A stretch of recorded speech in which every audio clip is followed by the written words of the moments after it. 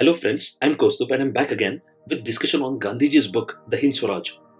Before moving ahead, I must request you to subscribe to this channel now and then don't forget to like, share and comment on this video once you're done watching it. In this book today, we'll be discussing two very important concepts. What were Gandhiji's ideas on the concept of Swaraj? And then something that is very relevant to today also, Gandhiji's ideas on the concept of parliament. Now the point is, during our freedom struggle, everybody demanded that British should go back. All hated British. And then Gandhiji is asking this very relevant question, that what is Swaraj?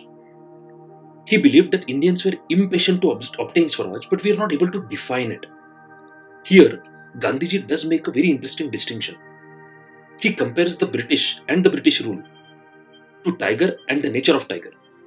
Now, Gandhiji is saying that we need to understand that these are two different concepts, the British and the British rule. In similar manner, we can differentiate between tiger and the nature of tiger. And here, Gandhiji is telling us that Indians are hating British, Indians are hating the tiger. But somehow we are missing the point that we are not against the British system or the British nature, right? So what he is saying is, we want the British out of our country. But he says that we love everything else about the British. So it may be their parliament, their justice system, the concept of rule of law. So we are not against this. But he's saying that if we blindly ape this, blindly follow everything that is British, then we are not getting Swaraj. He raises an important question. Why should we copy the British system? So he asks, suppose we get self-government similar to that what the Canadians and the South Africans have. Will it be good enough? For most people, maybe, because British have gone back. But then, Gandhiji asks you again an important question. What is that?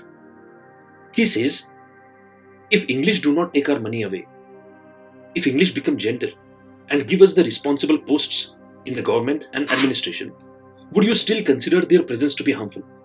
Now the ideal question answer to this should be no. Because if you look at Indian history, the earlier invaders who came to the country, those stayed in India. They didn't take our money back. And they tried to integrate into the Indian system, Indian civilization.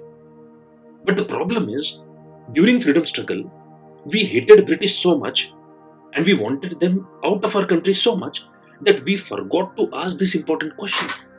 That what about the British nature? And Gandhiji believed that while we wanted the British or English to go back, we were keen on retaining, if I have to use this word in the present context, the colonial toolkit to govern India. And what is this toolkit? It is the parliament, it is the justice system, it is their way of life, it is the way they governed India, the Indian politics, administration, and so on. Now, why does Gandhi think in this manner? He speaks about the English Parliament and then helps us understand why he thinks the way he thinks. It may be difficult for you to digest this, but Gandhiji believed that the condition of English Parliament is like a prostitute. Why did he say so? In this book, he says that what is the purpose of Parliament? It is supposed to be representative of people. It is supposed to be a voice of people. It is supposed to be an agency through which public welfare is implemented. It is an agency which should seek accountability from the government of the day. However, he says that English Parliament is like a prostitute. And then I would not be surprised if you compare it to the parliaments throughout the world, especially the condition of Indian Parliament also, in the context that the functioning of Indian Parliament has suffered a lot, eroded the powers of Parliament over a period of time since independence. Why does he believe so? He believed that the Parliament had become an end in itself. It is supposed to be a means to an end. The end being public welfare or voice of people. But it has become an end in itself. So it is something to retain power. It is used by those who are in power. So the people who are sitting inside the Parliament, what is their motive? Fear of losing that power. Members of parliament, he calls them hypocritical and selfish, so who think in narrow self-interest. He believes that it has become a propaganda machine. So parliament is amenable to abuse by the people who are sitting inside the parliament, as well as many external powers who can sway the decisions of parliament in their own self-interest.